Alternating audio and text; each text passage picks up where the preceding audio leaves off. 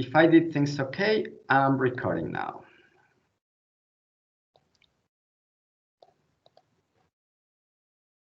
So this was just a very brief introduction, nothing about coding. It's more about knowing your interest and how to design this course. Let's go to the second pack of slides. Is there any questions so far? Can you hear me well? Okay, I'll assume no questions. So basic concepts. Now we start with the topic.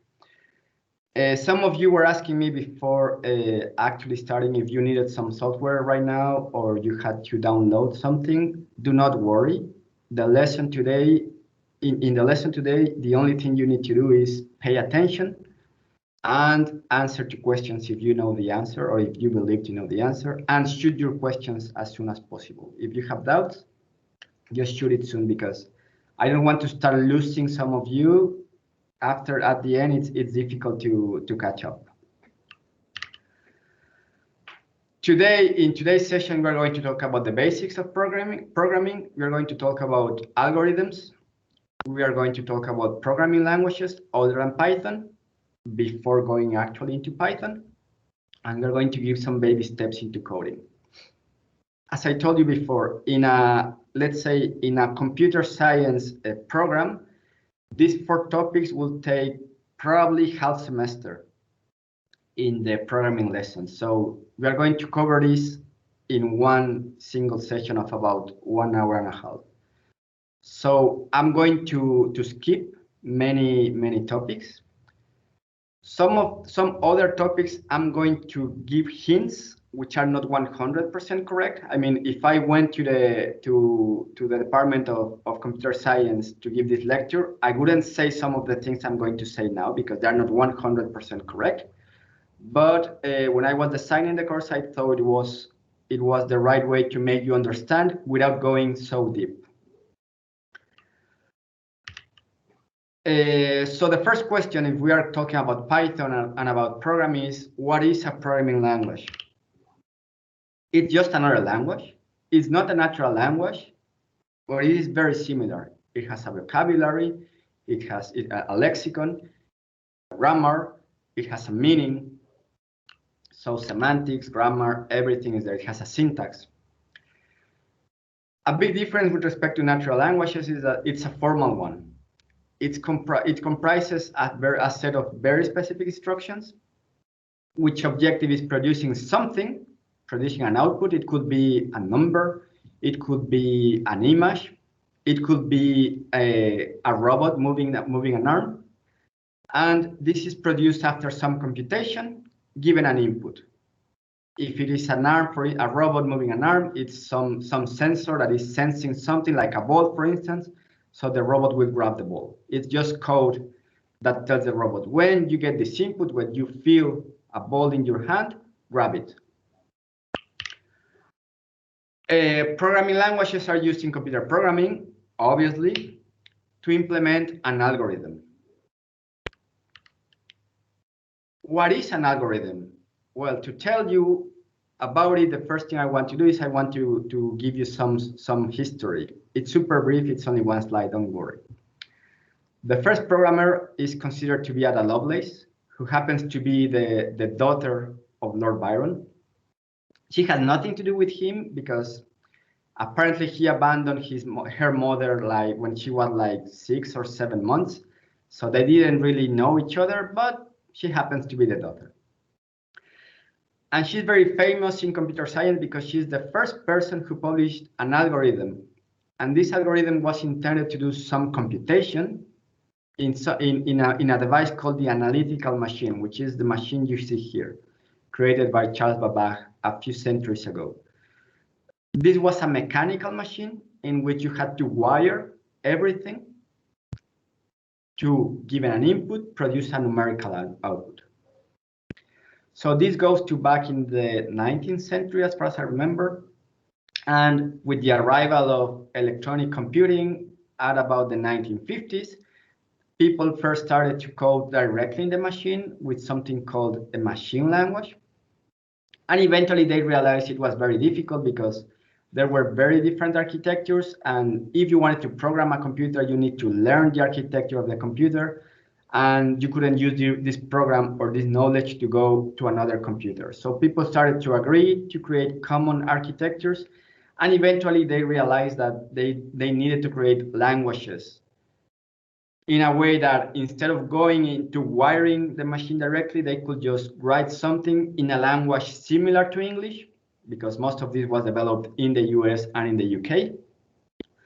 So most programming languages are very similar to English, and they allow to get rid of this level of complexity of talking directly to the computer, and instead coding a number of instructions, ask a program to convert this language into machine language, and then execute it.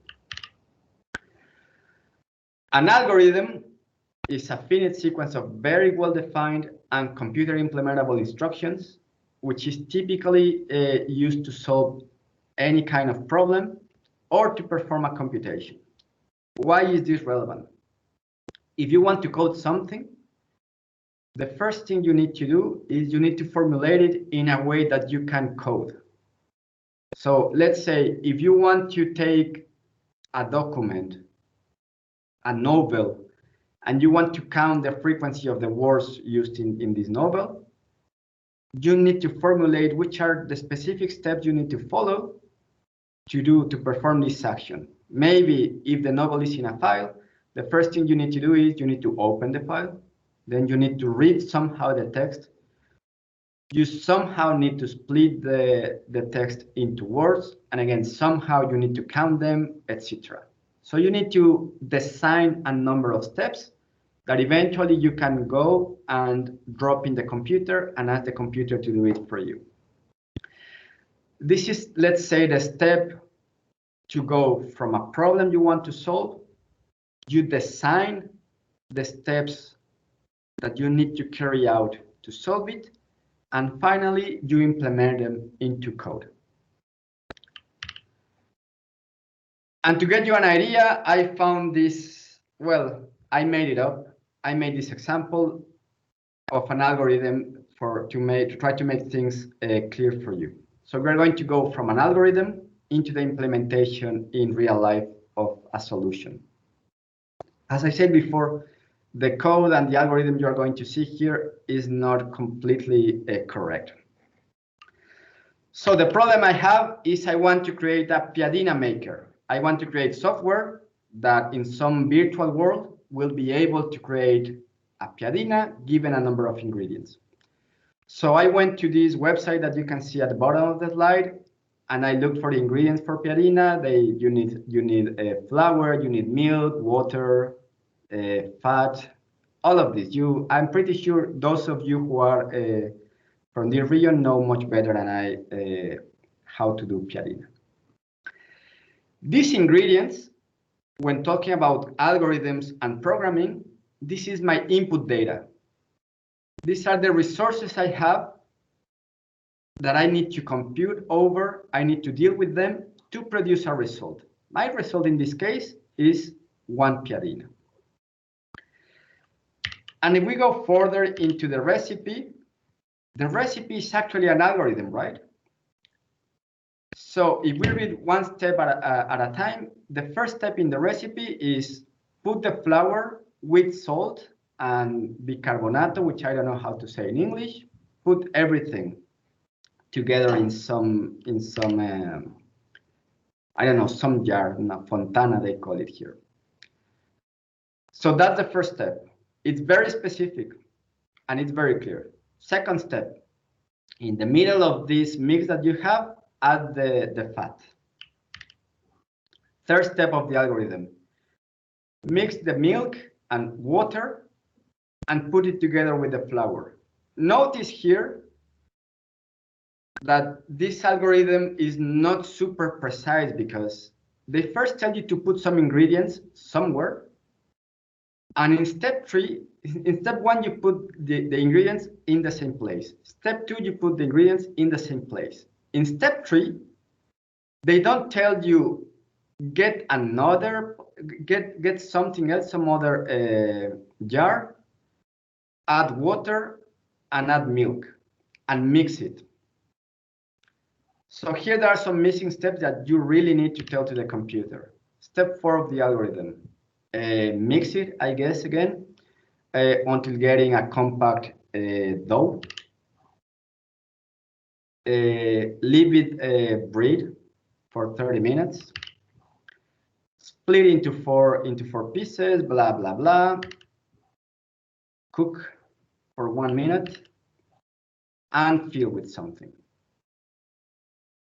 These 8 steps that we just saw here represent a very good algorithm. It's a bit under specified because some steps are not extremely clear, but I have never created a piadina, and I'm pretty sure with these 8 steps I will be able to create something reasonable. Probably not the best piadina, but I will do it. So I had my problem. I have a number of ingredients, my input. I know what is the output. I devise a number of specific steps and precise steps to go from my input to my output. Now I can code. As I said before, we have the ingredients.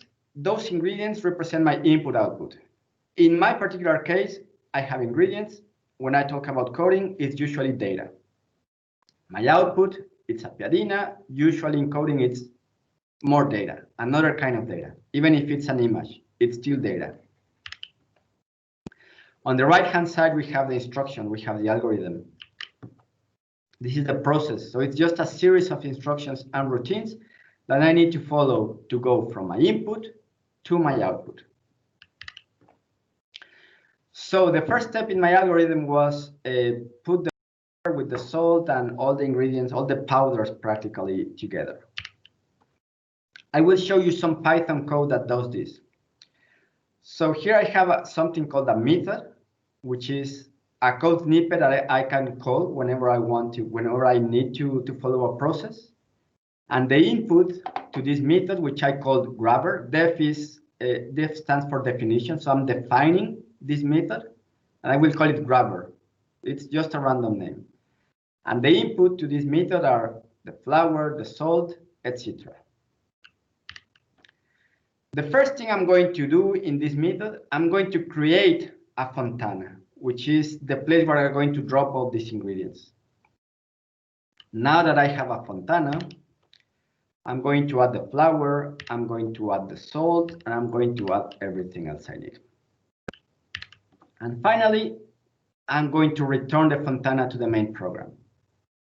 So with this 1, 2, 3, 4, 5, 6, 7 lines of code, I implemented the first part of my algorithm. Does it work? Absolutely not, because I need to code fontana, and I need to tell to something called fontana. I need to tell it what add means. But that's a different topic. I just want you to get the abstract idea. The second step in my algorithm was al centro aggiungere lo strutto, so add the fat in the middle.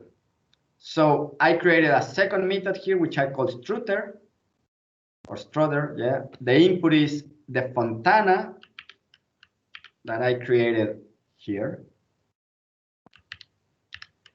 The fat, because those are the two only things I need here. The first thing I'm going to do is I will ask my object, which is called fontana, which is basically this green thing here. I'm going to make a hole in the middle, in the center. I'm telling it, create a hole where in the center. And in that center, I'm going to add the fat. And I'm going to return again the fontana. Step 3 is mescolare il latte con l'acqua. And the algorithm also says, and put it together with the flour. I'm not going to implement that part here. So, but now what I want to do here is, okay, I'm going to create another method. If the objective of this method is mixing, then I will call it liquid mixer. And the input for this method is milk and water. The first thing I need to do is I need to get a container.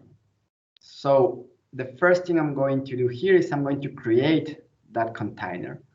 container with a capacity of 300. Why? Because if you look at the ingredients here, it's 100 grams of water and 100 grams of milk.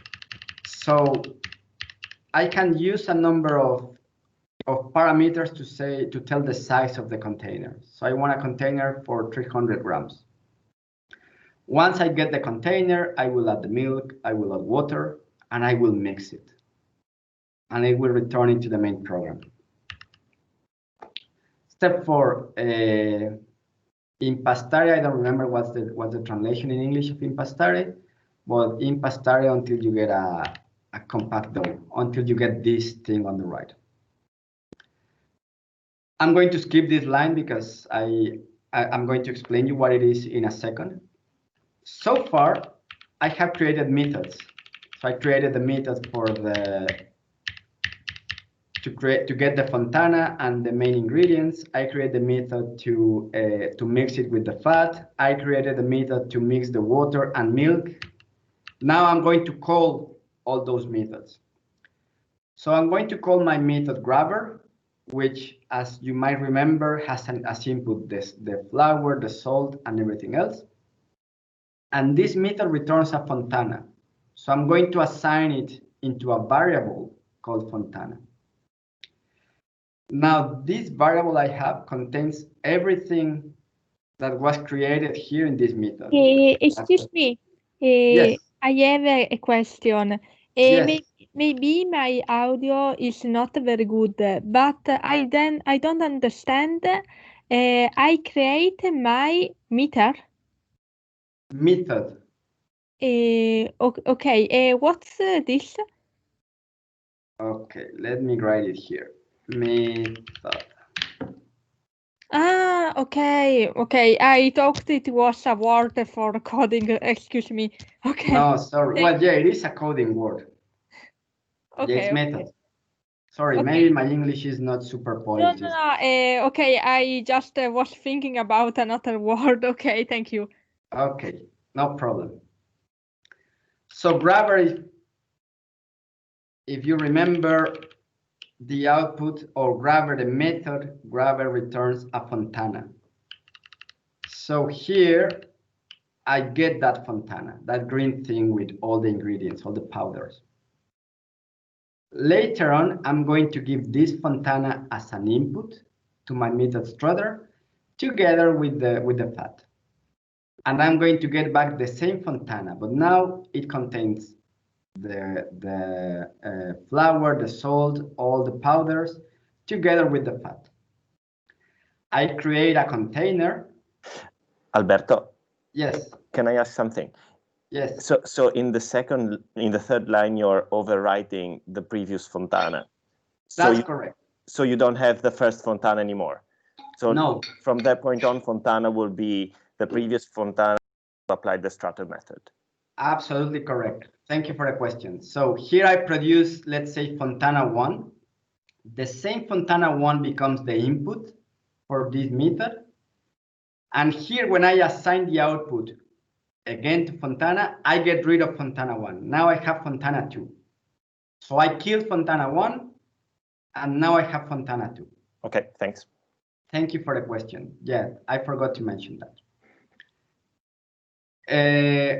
So I mix the water and the milk, and I now have my container with milk and water, and I have my fontana with the rest of ingredients. And now I'm going to mix whatever I have in the fontana with whatever I have in the container. And I will assign it to something that I call pasta. I didn't code neither, so don't worry if you're like, hey, we didn't mention this. I'm not coding everything. Step number 5 is let it breathe for about 30 minutes. In Python and in many programming languages, there is something called library. A library is code that somebody created already, and you can, if they decided to release it for free, you can just grab it, import it into your code, and use it. That's why here on top I wrote import time. There is a function or a method. You can they are synonyms in Python, which is called sleep, and basically it causes the program to sleep for a number of seconds. So once my pasta is ready, I tell the program, sleep during 30 minutes, during 1800 seconds. Okay? And I keep going. I don't want to bore you with the rest of the steps, but all of these steps can be somehow translated into code to go into the smaller pieces and then eventually creating the piadina and filling it with whatever you want. Okay, that was too much food. So this was just to illustrate, again, going from the problem, identifying the input and the desired output, devising an algorithm and implementing it. Don't worry if you didn't all of these commands. This is already Python, and I don't expect you to understand this code right now. We are going to make it there. Now, a super quick overview of programming languages. Obviously, Python is not the only language around. This is a survey from 2018, as far as I remember. You can see Python is among the most popular languages, in particular for data analysis. But there's also Java, PHP, C++, etc. Again, super quick, very short history. The first really successful language was created in the 1950s. It was Fortran. It's still in use today. In 59, Lisp arrived. It was very popular for artificial intelligence. It's not so popular anymore right now because roughly nowadays, artificial intelligence for most people means machine learning. It's not the real artificial intelligence people used to talk about in the past. BASIC was one of this used to be, let's say, lab programming languages. There were computers only in very big universities or very big research institutions. So these are roughly research languages. BASIC, even if it was created in the 60s, I would say that in the late 70s or early 80s, it became a very popular language because it was very easy for people to understand, and kids used to learn how to code in BASIC. C, which is probably one of the most important programming languages even nowadays, was created in 72. So it's a long story. This is far from new technology. Python itself has already quite a few years, as you can see, at least the first version. Now we are in version 3.8, as far as I remember. Java is a bit younger than Python. PHP is also that there is this 1995 that saw Java, JavaScript, and PHP arrive. Microsoft has created a bunch of programming languages as well, including Visual Basic or the reincarnation in visualbasic.net. Google created a Go like 11 years ago, etc. I don't want to lose too much time. If you have time, once you get the slides, you can read the highlights. But going specifically into Python, among many other things, is a general purpose language. That means you can apply it to many different domains.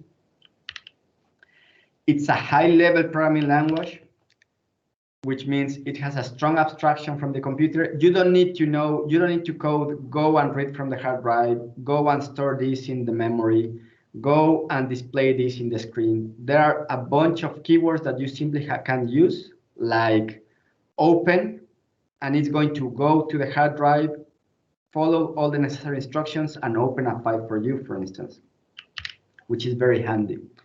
It's interpreted. It's an interpreted language. Most programming languages like C or Java, well, Java kind of, they are compiled languages. That means you write code, you compile it, which means you translate or you ask the machine to translate it into machine language, and afterwards you can execute it. In Python, you don't need to compile it. You can write one single line and execute it right away. Internally, the machine is going to convert it into something that it understands and it can execute, but you don't need to go through a full compilation process, which makes it very, very efficient to prototyping, for instance. And another property is that it's an object-oriented programming language.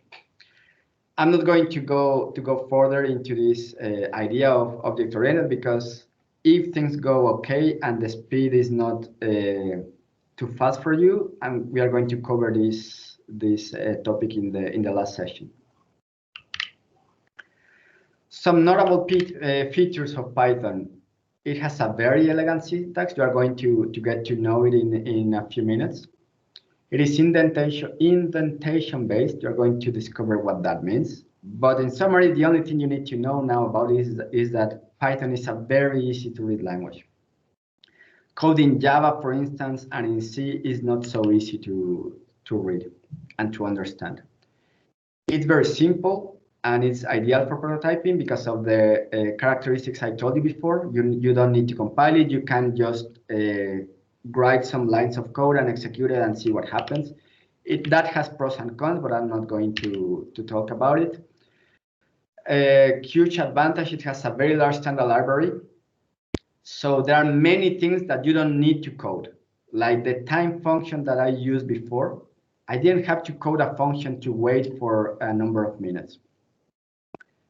Function is the same as method, they are synonyms.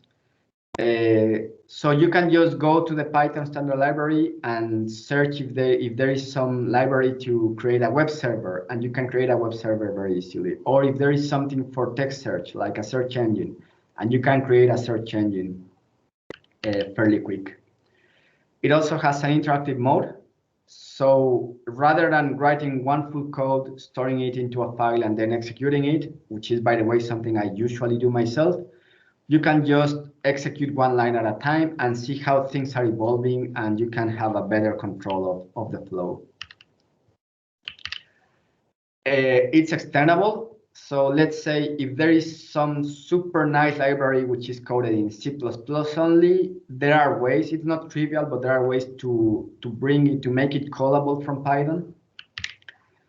It's multi-platform, so if you are not that person who wrote that you don't use OS X or Windows or Linux or Unix, it's very likely you will be able to code and execute Python in your platform. It's free. You can download it for free. You can use it for free. You can modify it because it's open source. And another very nice thing is that it has a very large and friendly community. That means if you have a doubt, if there's something you don't know how to do, you go to your favorite search engine, look for an answer, spend 2 days, and you simply cannot find the answer. There are many forums on which you can just drop a question, and somebody will answer to you, and very likely it's going to give you a solution. Some features of Python as a programming language. It has a bunch of basic data types. For instance, it has various types of numbers, from floating point to complex numbers, integers. We don't need to go into details here about what floating point or what complex is. You probably don't remember from your algebra lessons in the past. It also has strings. It handles both ASCII and Unicode, which is very relevant because if you want to work with Italian, for instance, ASCII is not enough. But fairly speaking, most modern languages do handle Unicode and or ASCII. Better say and ASCII. You can use lists that we're going to cover in the second session. You can use dictionaries. Not in the sense as you know from translation probably, or from pure linguistics. It's not like you have one word and a definition. It's a kind of data structure that you can query with a specific value, and you can get another value associated to it. As I said before, it supports object-oriented programming, but I'm not going further into this topic. And a very nice thing is that the code can be grouped into different modules like functions or methods and packages. So you can code something, store it into a package, and eventually just call it from another software and use it without having to repeat the same code once and again and again. So we're going to cover the first 3 lines roughly today. This thing about object-oriented programming and grouping into modules is going to be the 3rd session. Okay, enough. Let's look at some code. Is there some questions so far before we go to the code? Am I going too slow?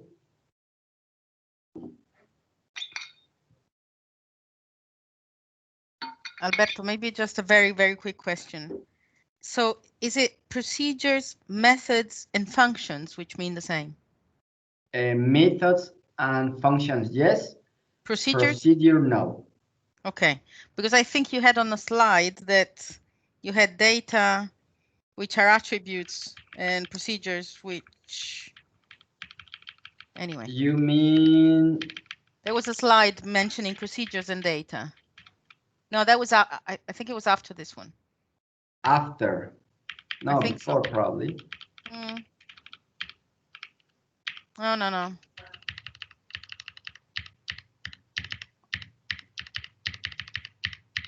So a procedure is just a sequence of instructions. Ah. So this is a procedure, for instance. All right. A series of instructions, okay? Whereas a method or a function is this block of code that once you get it ready and you get sure it does what it's supposed to do, you can just call it. Ah, right. So the method is like the endpoint of sorts. Yes, but it's not the endpoint. We are going to arrive there. All right. Okay. Thanks. Welcome. If there are questions, okay. So the platform we're going to use in this course is a Colab, which is a free service provided by Google. You don't need to go there right now. As I said at the beginning, you're not going to code anything now, but you're going to be able to access to it later on. Their infrastructure is based on something called a Jupyter Notebook, which is a website or a web page on which you can write code and execute it from the browser. I personally am not a big fan of this because I'm the kind of person that likes to go into the shell and I like to code things locally and execute them locally and have full control of the hardware. In this case, it's a bit different because anything you execute, anything you code is in Google's cloud. So you are not even using your processor or your memory. Everything is executed on their side. But the big advantage is that you don't need to worry about installing Python in your platform, and you can run it anywhere you want as far as you have a browser. So let's go to the Jupyter Notebook that I prepared for you.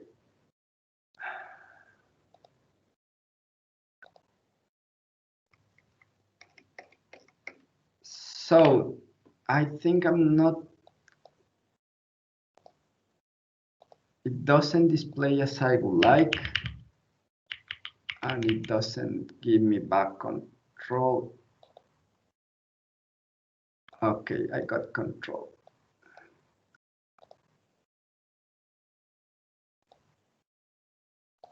Are you still with me?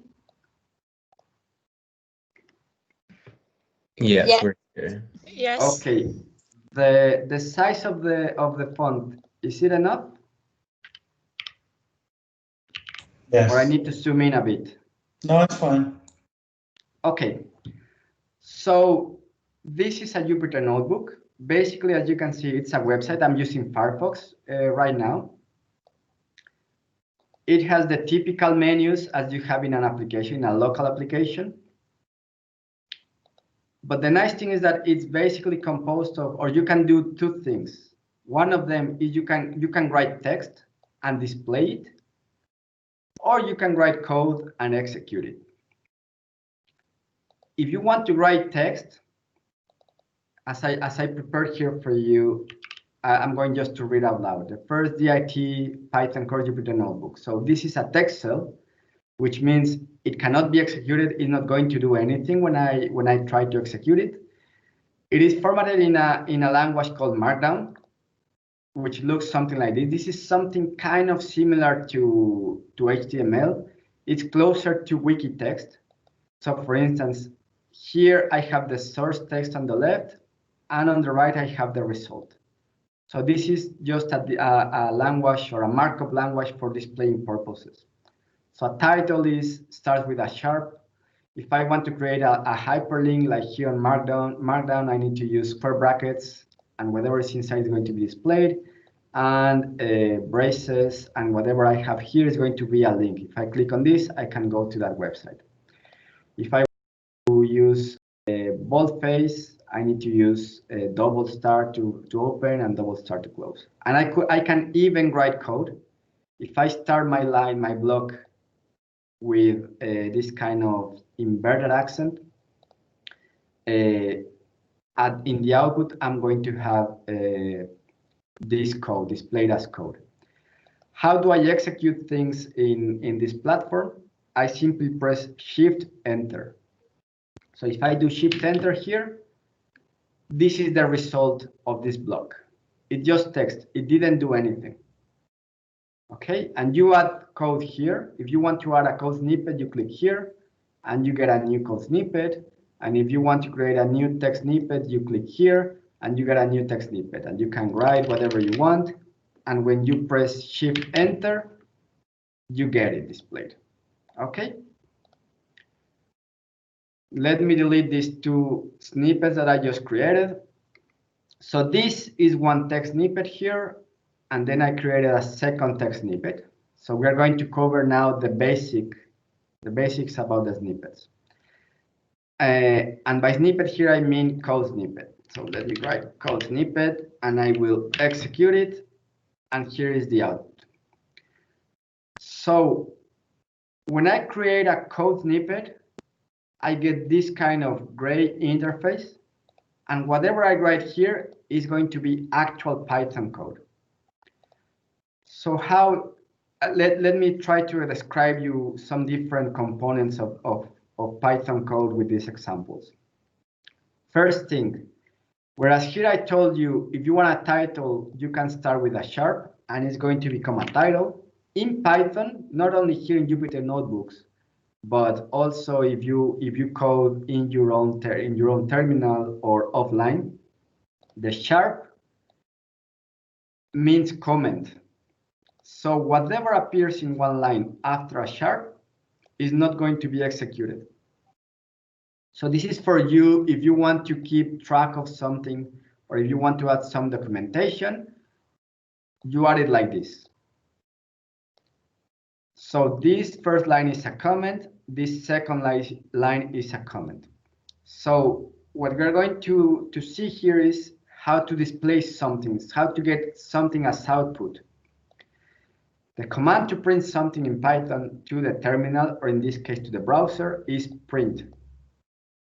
And the grammar is very simple. Print is a function, which means after the name, you need to add parentheses, opening parentheses, closing parentheses, and inside of it, you are going to add parameters. Parameters is the input data that you give to this function to operate on it. So here I'm writing print, opening parentheses, ciao mondo, closing parentheses. Notice that here, this full line is a comment because it starts with a #. I can also create comments after a line which is going to be executed. So my Jupyter Notebook is going to execute this part of this snippet, but it's not going to execute this. Okay. Now I can execute it as I said. One option is Shift Enter. Another option is clicking here on this circle on the right. So if I click here, and this thing is awake. Oh yeah, it's awake. This is the output I get from Python. So my command or my instruction was print this thing that I have written here for you and display it. That's it, quite simple. It doesn't do anything else. If here I write any random text and I execute it again, I'm that text. When I want to print text, it has to be surrounded by this quotation mark. Otherwise, Python wouldn't understand what is this. If I go back to Ciao Mondo without the quotation marks and I execute, it's going to tell me there's something wrong here. You are asking me to print ciao. I don't know what ciao means. Okay, so I will fix it again. Now it's a string, and I execute it. I'm scrolling down into this second code snippet. Here I'm going to explain you how to give an input, how to give data to a program, and how to assign that data into a variable, which is something that Adriano was asking before. So another function in Python, another basic function is input. It's very similar to print. It's one keyword, opening parentheses, it closes with another parenthesis. I move this thing, sorry.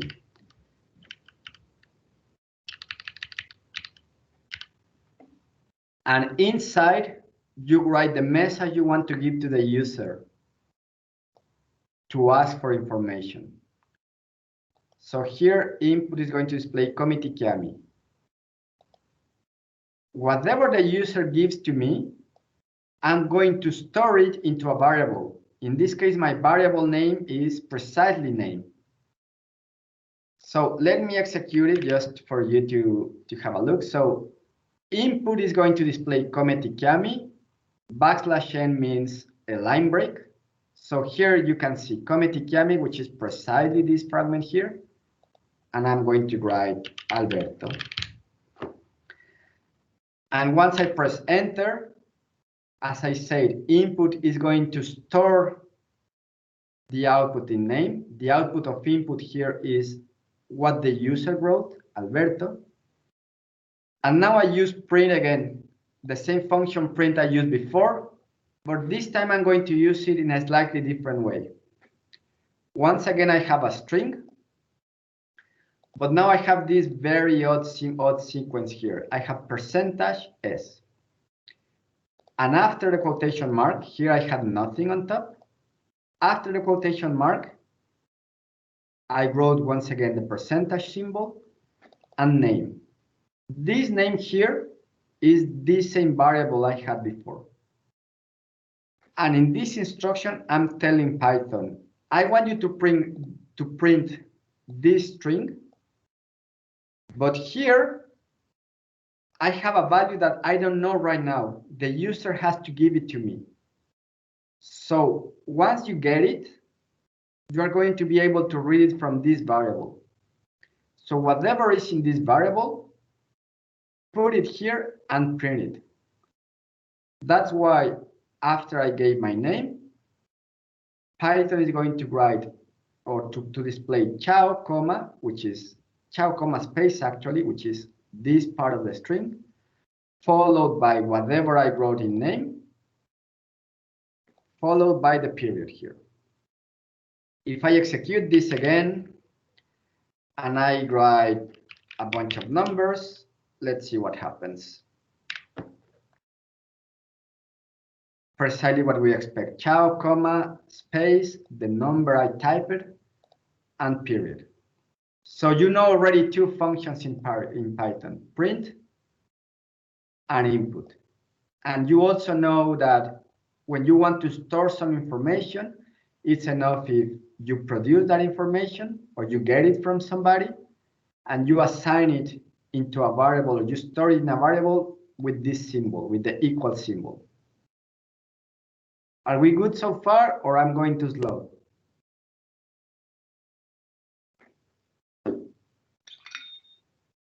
So far, so good. Great. In Python, there are some, in Python and actually in virtually every programming language, there are some interesting built-in functions. One of them, for instance, or functionalities, one of them is the for loop. A loop in programming is a code snippet that is going to be executed a number of times. In this case, for instance, I'm going to use the for loop and I'm going to iterate over all the different values in this list. When you find something like this in square brackets, it's a list. So what I'm telling Python here is, for every value in this list, 1, 2, and 3, do something. So in particular here, what I'm doing is, in iteration 1, this variable here, I, is going to do 1. And it's going to print something here. In the coming iteration, the value for I is going to be 2. And it's going to print something here. And the third iteration is going to be 3. Let me execute it. So I told you, in the step number 1, the value of E is going to be 1. The star here is the symbol for multiplication. So the instruction I'm giving to Python is multiply I times I. And whatever you get as output, print it. So in the first iteration, 1 times 1 equals 1. That's why we have a 1 here. In the second iteration, it's going to go back here. I now is equals to 2. So 2 times 2 is equals 4. And finally, in the final iteration, I is equals to 3. 3 times 3 equals 9. And that's why I have a 9 here. So from here now, not only you know what a for loop is, you also know how to perform mathematical operations in Python, for instance, a multiplication. In this particular case, I'm not assigning the output into a variable. I could say result equals I times I, I, and then I could print here result. That's another way of doing it. The output should be identical. So if there is a variable that you only need to display or you need it to live for long, you can do as I did originally. You don't store it into a variable. You simply grab the output and give it as input to a function. In this case, function print. There is another way of doing loops. Here we are using the word for or the command for. You can also use while. So for is going to execute this code snippet for all the values here. While is a bit different. While is going to ask if something is true or false. And as soon as the answer to this question is true, it's going to iterate and iterate and iterate. So in this while loop, what I'm doing, I'm creating a variable x, and I'm assigning this in the programming jargon is called initializing. I'm initializing this variable with a value of 0. Later on, I have a while command. So as soon as my x variable is smaller than 50, execute this. What do I want it to execute? I want to print the x.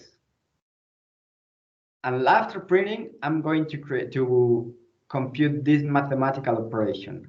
I'm going to take the variable x, the value in variable x. I'm going to add 1 to it, and I'm going to override x, going again back to Adriano's question earlier.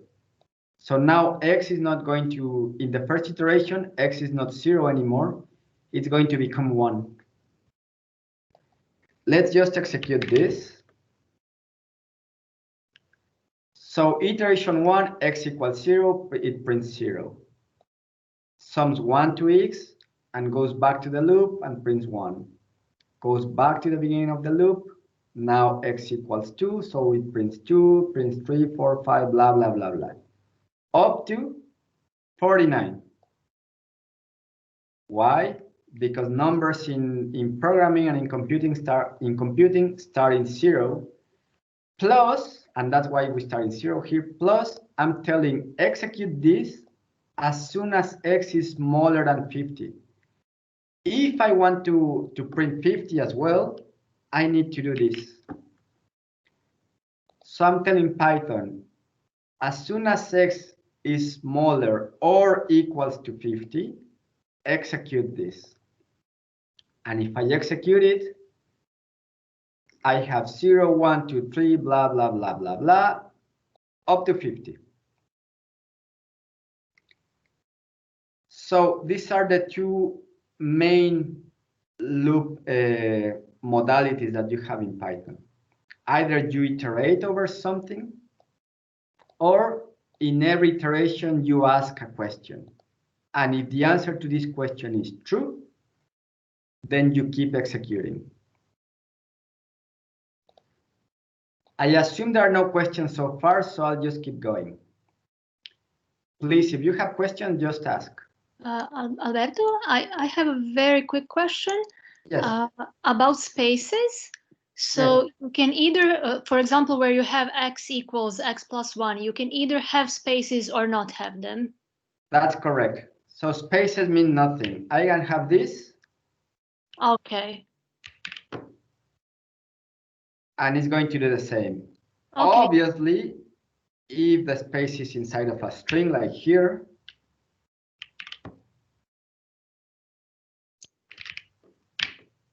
then the story is different because this is a variable already. This is not code anymore. Yeah, I meant within the code.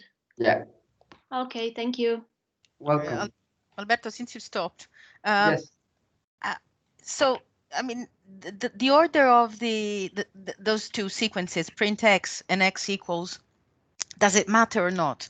Because, I mean, I'm not sure I understand, but I would have thought that you first have the x plus 1 and then the print as a sort of last thing. Okay, that's a nice question. So let's see. Now we start in 0 and we finish in 50. Let's do as you are suggesting. And let's see what happens. Because that's the beauty with Python. If you want to know what happens when you do something, you just do it. So you say we first modify the variable and then we print it, correct? Yeah, I so guess. Before we started in 0 and finish in 50. Now we start in 1 and we finish in 51. Why? Because first at the beginning x equals 0, and when we enter the while snippet, the first thing we do is we modify the variable. Now the value of x is not 0 anymore, it's 1. So when we come to print it, we lost the 0 and we start with 1. Now, what about this 51 appearing here at the end? Well, it's the same thing, right? It's 50 plus 1, yes. When you keep going, at some stage, x is equals 50, so it does execute. But before printing, you modify the x. So x becomes 51, and you display it here. Right. Okay. Thanks. Once it goes back to the while, the code is asking, well, 51 is smaller or equals to 50? No. Okay. I won't execute this anymore. And I stop. Yeah. Thank you for the question. As you can see, questions are produce further information, so don't hesitate to ask. Other than just executing the same thing once and again, there is another kind of flow strategy, let's say, which is the if-else conditional. So here we had, if a condition is true, execute this again. In this case, in the if-else conditional, it's not a loop anymore. You are just asking, if something is true, you execute it once. Otherwise, you don't execute it at all. And if has a friend called else, which means precisely that. If the condition is true, execute some code snippet. If the condition is false, execute another code snippet. So here in the example I'm showing to you, which I got from this website, actually not the example itself, but the situation here. Here we are asking to the user, how old are you? The user is giving a number to us. And if the age is bigger than something, we execute this part. Otherwise, we execute this part. Let's execute it. So how old are you? Let's say I'm 20. So Python is executing this part. Okay, so if you are 20, you can play Resident Evil or Final Fantasy. If instead I write 8, Python is getting an 8 here. And it wonders, is age bigger than 16, bigger or equals? False. So I don't execute this. Instead, I go here and I execute this part. You can play Fortnite or Street Fighter.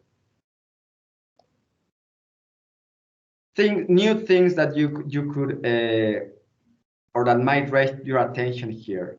Sorry. I'm using this. Tell me. How does the computer know that the number it gets as an answer to how old are you is age? It doesn't know. Okay. That's a good question. The software doesn't know anything. The software is stupid. It's our interpretation of what the software should do. The software is not aware that the number I'm giving is an age. It doesn't know what an age is. It doesn't know what this thing means. Okay, so we could just write if I or if X. Yeah, this could be an I. Okay, okay, great. Yeah. This could be an I, and this could be an I. Usually in programming, you use names for variables that make some sense, because now we are looking at very short code fragments. So it would be fairly trivial to understand what I means. This shouldn't be an import, it should be an I. It's fairly trivial. But once you had a huge code or you need to look at many different libraries, it would be much nicer if here we wrote something which makes sense to us as humans. So if I write age here and age for the name of the variable, it's just easier to read. Another thing that is new here is that you might have realized here, if I scroll up, I was using input, and whatever the using was giving to me was a string. It was a sequence of characters. Input has something called signature, which is the parameters that it can receive and the output it can produce. So input can only produce strings as output. But here we want to ask about a number, because age we know is a number. So to whatever input is giving me as output, I'm going to pass it through yet another method called int. And the purpose of int is converting a string into an integer. So here when I give an 8, it is converted into an integer. If I write hi, because I didn't read the question properly and I didn't pay attention, Python is going to tell me, you are telling me that I should expect an integer, but this person is giving me hi, is giving me a string. I don't know what to do with it.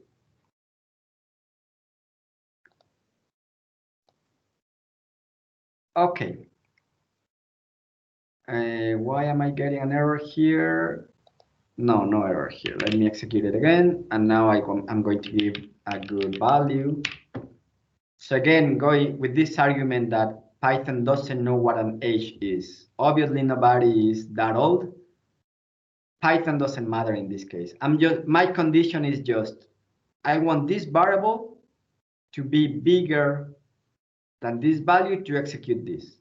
Otherwise, execute this. And obviously, it works the other way around. If I write minus whatever, it's going to work, because minus whatever is smaller than 16. So the program, as I said, it doesn't know anything. The job of the program is following instructions. It's following a sequence of very precise instructions. Probably here we had to add something like, if the age is bigger than 100, tell the user that there's something wrong. If the user is telling me 0 years, tell the user there's something wrong. Now let's look at some numerical operations. Alberto, sorry. Yes.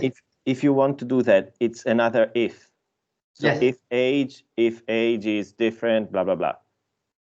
There So are it's- different ways to do that. For instance, something we could do is if age is bigger than 16 and Okay. age is smaller than 100 or 18, then do this. Mhm. Mhm. And then it's not like else if, it's just if, the second if.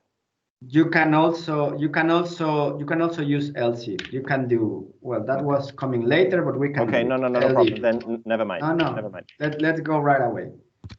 Else if age, I don't know, bigger than 50,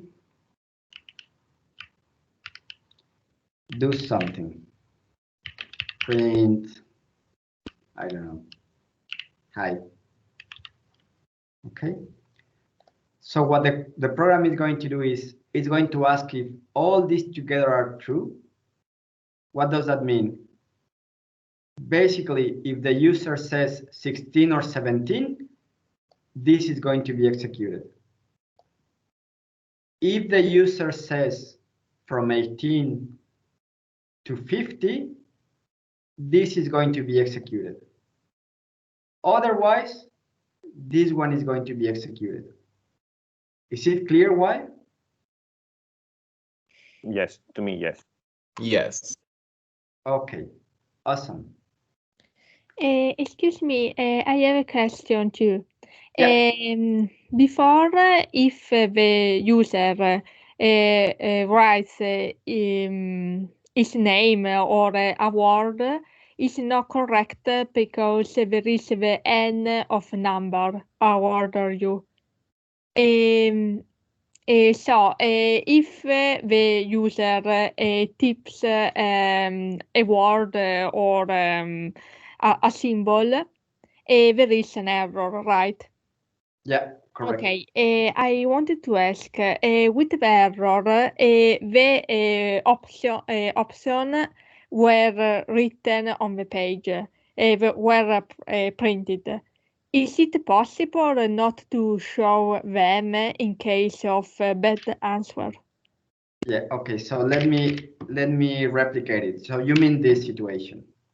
Yes, if I don't want the user to see this. So first of all, this thing that we are looking at here was not produced by Python. This is just showing what I as a user wrote. Mhm. What Python was trying to do was to test this condition. So yeah, sorry. To make this conversion from the string into the integer, and we get this error. If you don't want your software to be so nasty and you don't want it to show errors to your user, you need to use something called, that we're not going to cover here, but it's something called try except. So basically what you do is that you try to do this conversion here, and if it fails, you do something here. You tell the user, you are giving me something I'm not expecting, try again. So there are ways to deal with this kind of errors that we're not going to cover here. Ah, okay. But if you're interested, just go and search for Python try except, and you're going to know how to do it. Okay, thank you. Welcome. Is there some other question? Yeah, I have a question. Yep. Who goes first? Okay, so my Please. question, with int you can only type numbers there, without you can only type words, right? I didn't get it. Can you repeat? Before input, you wrote int so that now you can write numbers. Yeah. No, I didn't write it to be able to write numbers. I wrote int because I want to convert whatever the user gives to me. Convert. I want to convert. Okay. So let me go step by step if that's more useful. So Alberto, my question is related, I think. So I'll ask it tell me. at the same time. So my question was about colors, because int is black. So I assume Yes. that everything that's black is not defined, but in fact, int is defined, right? Yes. Int is not something you make up. Int is No, there in int is Python. an existing function. Right. It's a function that is already there programmed in Python. Okay, I think it's just confusing because everything that seems to be something of importance that you can't change is not black. So the color coding is not super consistent, but I can tell you here that this black here is a variable. This is not black, I think it's blue. No, it's black. Okay. This black is a function. Mm-hmm. This input is again a function. This red is a string. This green is a number. So yeah, the colors are not super consistent. This if is a condition. It's a reserved word. So yeah, don't get confused by the colors. Yeah, I don't know if that was also Sylvia's problem. That No, whereas we I'm not sure, but let's say I have now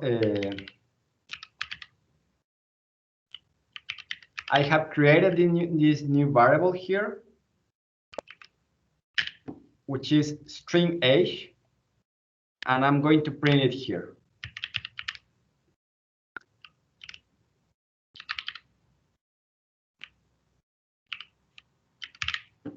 Okay, so after printing it, I'm going to comment this part because I don't need it anymore. So now this line of code is not going to be executed. And instead, I'm going to, this interface is not super nice. What happened? I don't know. Yeah, I was here. And now I'm going to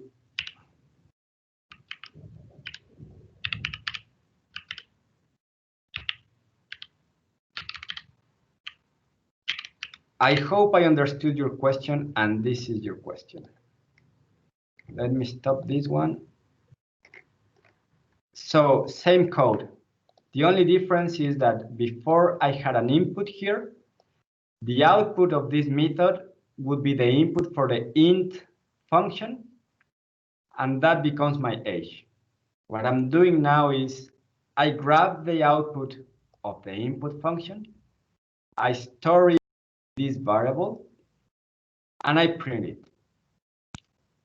Afterwards, I take that same variable and I try to convert it into an integer. So let's execute this one.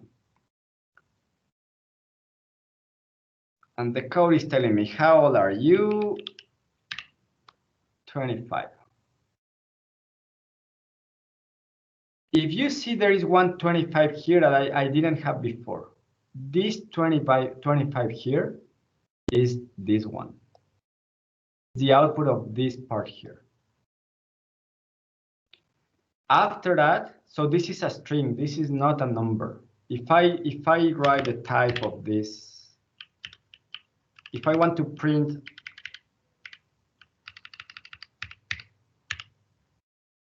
the type of this variable, and I execute it again, and I write 25, Python tells me this variable right now is a string. It's not a number. I use the function int to convert a string, the contents of this string, into a number. Obviously, if I don't give a number, if I give hi, it's still a string. So I still managed to execute this part, but I failed to execute this one. And Colab tells me there is an error and the error is here. Whatever you are giving to this function is not what this function is expecting from you. So it doesn't know what to do. Does that answer to your question? So if I don't write that, even if the user puts a number, Python doesn't understand that it's a number unless I tell it to use it for calculations. Exactly. Okay. So as I said before, Python and computers are stupid. We need to tell it what we are giving to it for it to know what to do. Okay. If there are no further questions. I have a question. Yes.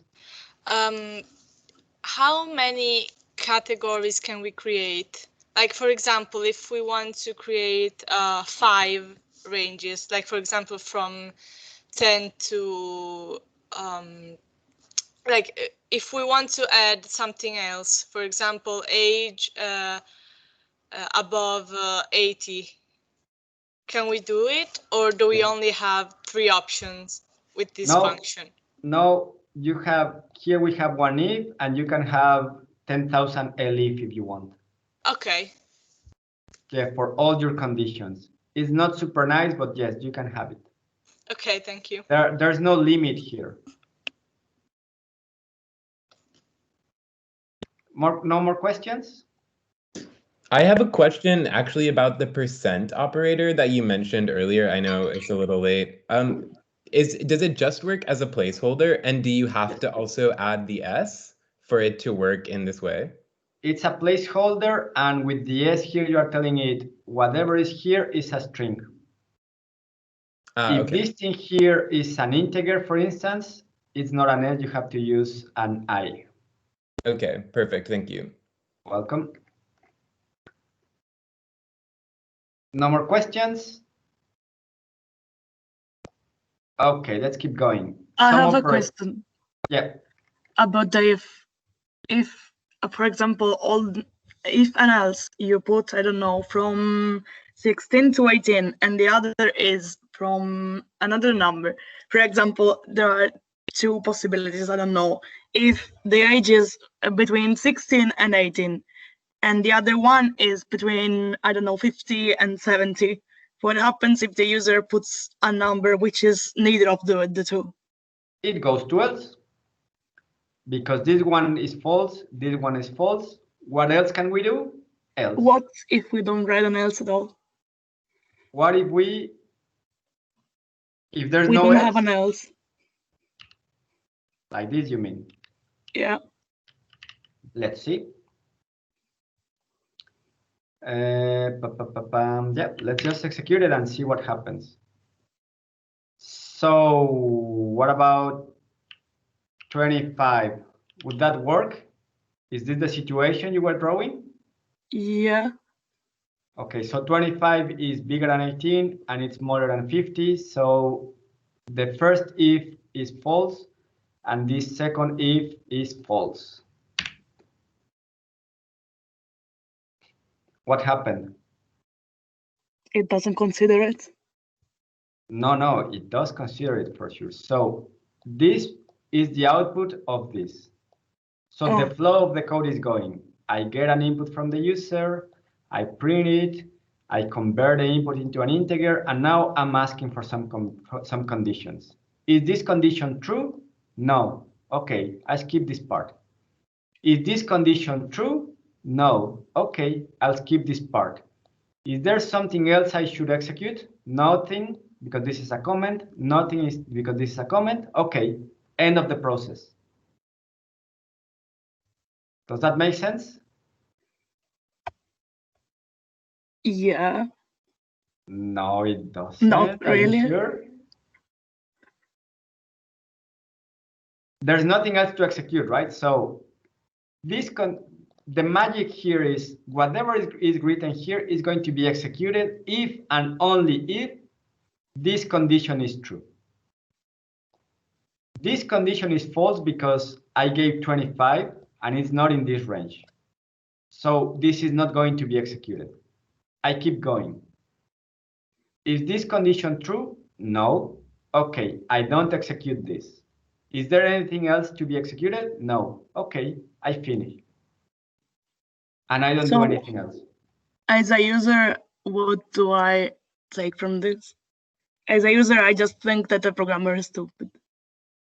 Yeah, probably. Okay. It's the same thing happens if I write 17. Let's write 17 now. So again, I get the input from the user, I print the type, it's a string right now, I create a new variable, I convert the string into an integer and store it into the variable, and I ask the first question. Is age bigger or equal than 16 and smaller than 18? True, this is true. So I execute this part. And I print, okay, you can play Resident Evil or Final Fantasy. Because this is true, the program is not going to ask about this. So this was true already. And the if else or if else conditional structure says, whenever something is true, you don't need to ask anymore about anything else. So it keeps this end of the program. Is that more clear now? Yeah. Great.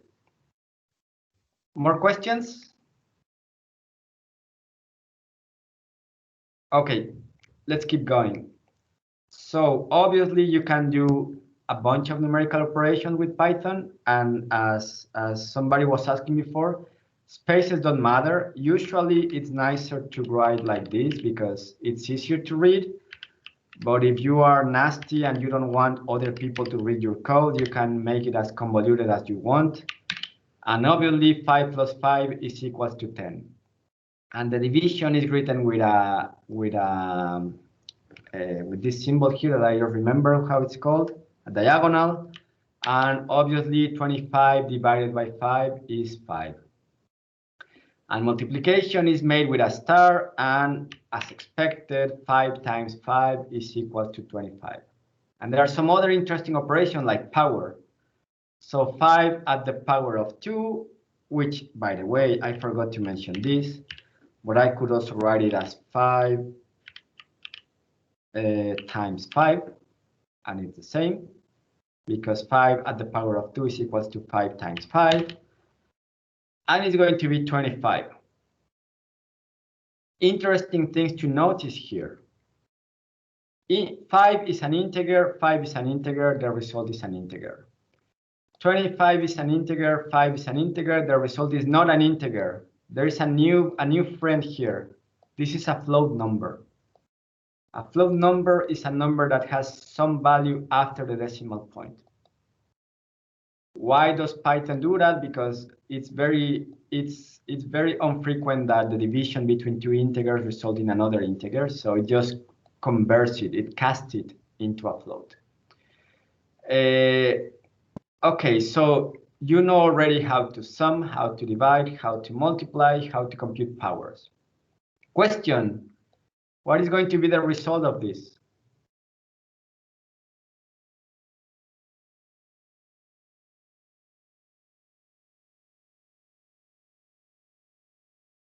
Does anybody of you remember what's the meaning of power at 0.5?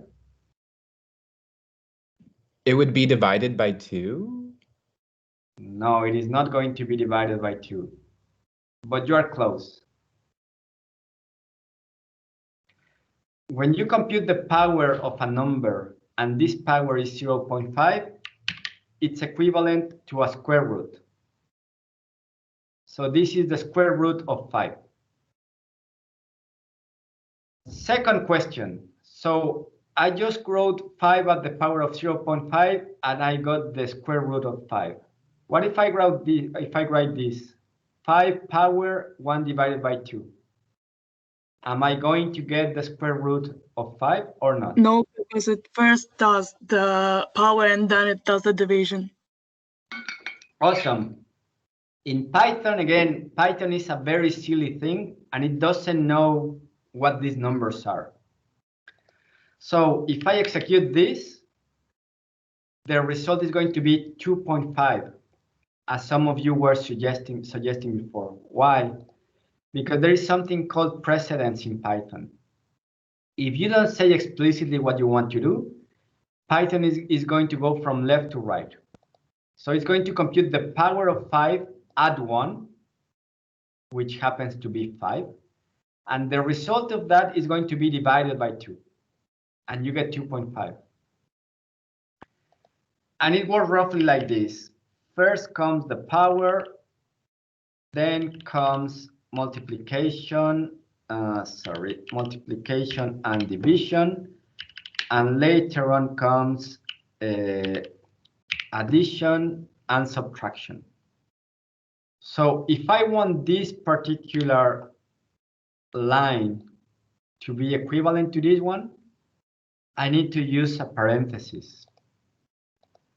And I need to do this. I'm stopping here because this is the source of many errors that happen very often. If I write 1 divided by 2 in parentheses, I'm telling Python, I don't care if you want to go from left to right, or if you want to compute the power first. I'm instructing you to, first of all, execute whatever you have here inside. So Python is going to divide 1 by 2, and after that, it's going to compute the power of 5, add whatever the result is. And it's going to be equivalent to 2.23. So far as I wrote here, we are using Python as a calculator, and that's fairly useless. But we know already that we can assign variables. We can assign values to variables. So here I'm creating a variable x with the value 5 and a variable y with value 7. And let's say this is code to compute the area of a rectangle. So I know that the area is one side times the other side, the length of the two sides. And I executed, and nothing happened. Why? Because you're not printing. Because I'm not printing. Thank you. So I'm computing this multiplication, and I'm storing it in area. If I don't print it explicitly, I'm not going to get anything in the area. It doesn't mean I didn't execute it. It doesn't mean I didn't compute this. I did compute it, and internally, I do have the value of 35 here in area. But if I don't print it, I'm not going to see the result. Now let's start doing some odd things. So far, we are computing operations with numbers. Can we do operation? I have a question. Yeah. This last operation, it's okay to use numbers, or it will be better to use variables, or there is a difference? Do you mean here? Yes. Oh, yeah, because this is a mistake. It should be like this. Good catch. And we get the same result. Yeah, so I created the variables, and then I forgot I had variables, and I just used the values. Okay, Thank you for noticing it. So what happens if we try to do operation with text? Can we do the same thing with text? So now I have a variable x, and I assign a string, and the value of the string is DIT. And I have a variable y, and the value is 5. So according to you, can I add a string to a number? No. So here Python is telling me x here is a string, and the second value y is an integer. I cannot sum a string and an integer. I don't know what you want me to do, but I cannot do this. So there is an error in your code. Alberto, if you hadn't added the quotes, so that wouldn't be a string, but what would it be? I mean, it would still be recognized as wrong, right? Yeah. Okay, let's execute it and see. DIT is not defined. Okay, fine. Yes, of course. Why? Yes, because it's now neither a it's string a or variable. a number. Yeah. And Python doesn't know what this variable is because Absolutely. I didn't define it first. Yeah. Okay. So numbers are defined obviously because they're numbers. So. Yep. Yeah. Okay. So back to my question. Can we multiply a string a number of times?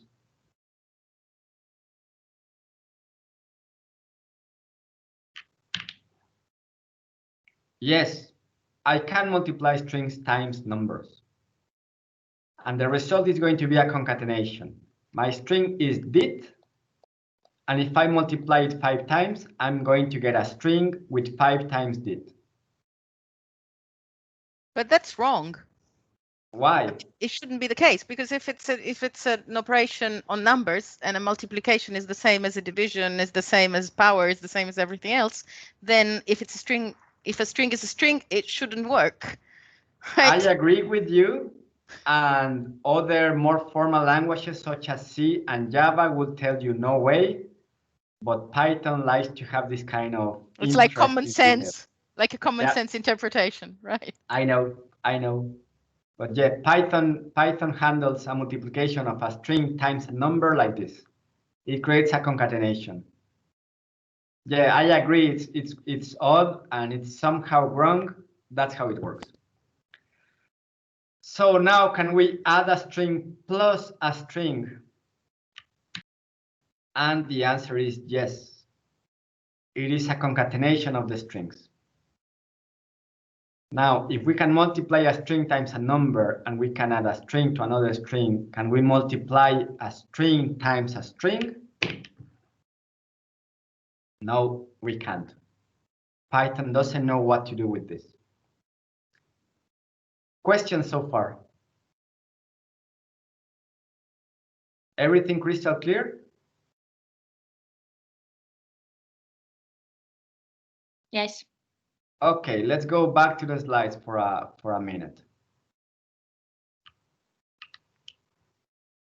So now you know how to operate with input and output. You know that print displays stuff on the screen and input captures information from the user. You know a bunch of variables. You know that X here is a variable and I gave a value of 5. You know how to assign values to variables. You know how to store them in a variable.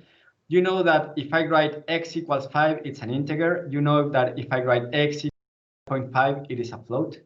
You know that if I write X equals this with a single quotation mark, this is wrong. This is a string. And something I didn't show you, but if you say X is equals to double quotation mark, chow, double quotation mark, this is also a string. This with one single quotation mark, there is a mistake here, I insist.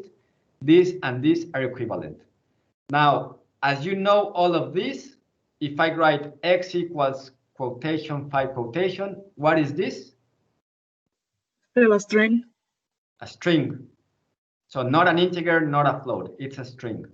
Everything inside of a quotation mark, single or double, is a string. You also know operators. You know that, for instance, this star here means whatever value I have in the X, even if it is a string, I'm going to multiply it times 3. And you know that the result of this operation, I can store it in X itself. I can override the value of X by using this equal mark. What else do you know so far? You know flow control, you know conditionals. You know that there is something called if condition, execute something, elif condition, execute something else execute something. And as I insisted during we were looking at the code, only one of these snippets is going to be executed. Either this one here inside of the if, or this one elif here, or this one here. And you also know that you can have as many if and elif as you want, but you can only have one else. There's only one else. You have many conditions, but there's only one. If none of these conditions is true, then you do this. Now the question here is, you have this code snippet, if condition, elif condition, else. And here on the right, I'm showing you if condition, else. What is the difference?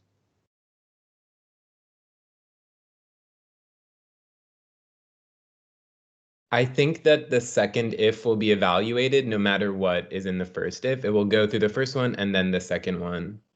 Absolutely correct. Here on the left, if this condition is true, this is going to be executed and all of this is going to be ignored. Here on the right, no matter whether this is true or false, which means I don't care if this is going to be executed or not, this second condition here, it's not really a second condition, it's just an independent condition, is going to be executed. I mean, the code is going to ask this question. I don't mean this snippet inside. So this condition is going to be evaluated. If this is true, I execute this. If this is true, I execute this as well. If this is not true, I execute this. Notice that it's very similar, but the outcome is completely different. So you really need to be careful with this kind of, this is not natural language that one word, one different word, one prefix doesn't change that much the meaning. These two code snippets are completely different from each other. I have a question about that, actually. Would you need a second else that corresponds to the first if, or is it okay to just use the if by itself here? So you mean if I need an else for this one? Yeah, do you need one, or can you just use if without else? You don't need it. If this condition is false, it basically means don't execute this and keep going. If you add an else here, and it should be here, not here. If you add it here, then if this condition is false, something else is going to be executed. But Okay. yeah, it's not mandatory. Excuse me. So basically, you can have only one output for the first if else, but you can have either one or two outputs for if else.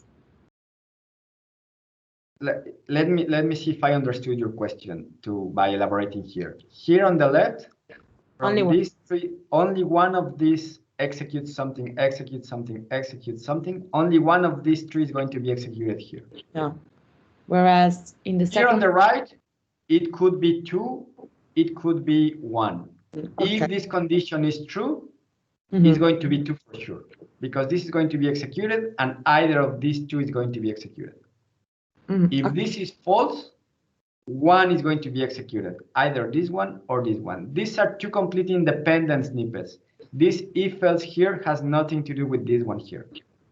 Okay. I could write print here or input here or x equals 25 here in the middle. They have nothing to do with each other. They are not related. Here they are related. This if else are part of the same conditional. Here we have 2. Clear. Got it? Yes. Okay, we are almost running out of time, so let me speed up a bit. So you know what the loops are. You know what a for is. It iterates over something that you give to it, and it's going to execute this as many times as long as your iterator. You have while, which is going to be executed as far as this condition here is true. As soon as this condition becomes false and it finishes all the final iteration, it's not going to return anymore. Be careful, because when you use while, if you make a mistake, it could be the case that this condition is always true. It will never be evaluated as false. And that's going to become a never-ending loop. It's going to run forever. So you need to be careful with this kind of potential errors. You know basic formatting. You know that comments start with a sharp. You know that when you have this kind of loops, if you have a while or a for or you have an if, at the end of this particular line, you need to close it with a colon. And the colon is the opening of the snippet associated to this condition here. So everything after the colon, if it is indented on the right, is going to be part of the while. So in this particular case, this for, this print, this second print, and this x, they are all part of this while. So all these 4 lines, 1, 2, 3, 4, are going to be executed as far as this x is smaller than 50. This print here instead is only part of this 4. So at the same time, it's part of the while and it's part of the for. But the for starts here and it closes here. So Python uses indentation to group code together. This is part of the main program.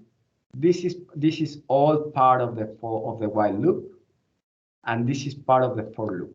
Sorry. These two are the for loop. This print here is not part of the for loop anymore.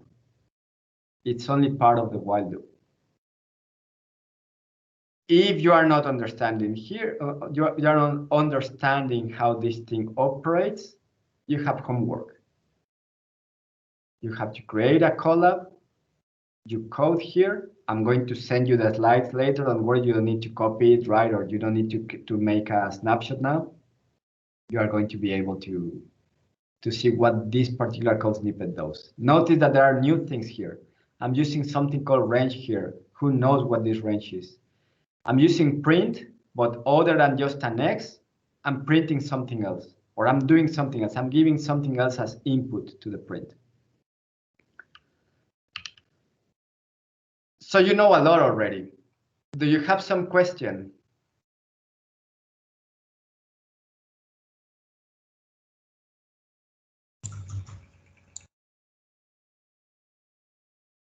No questions?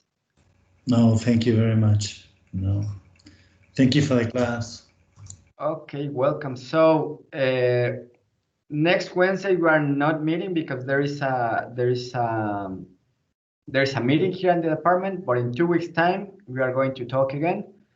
By the end of this week, I'm going to share these slides with you together with the Jupyter notebook and a few very simple exercises that you should be able to do already with all the information you got today. So if there's no other question, I will stop recording.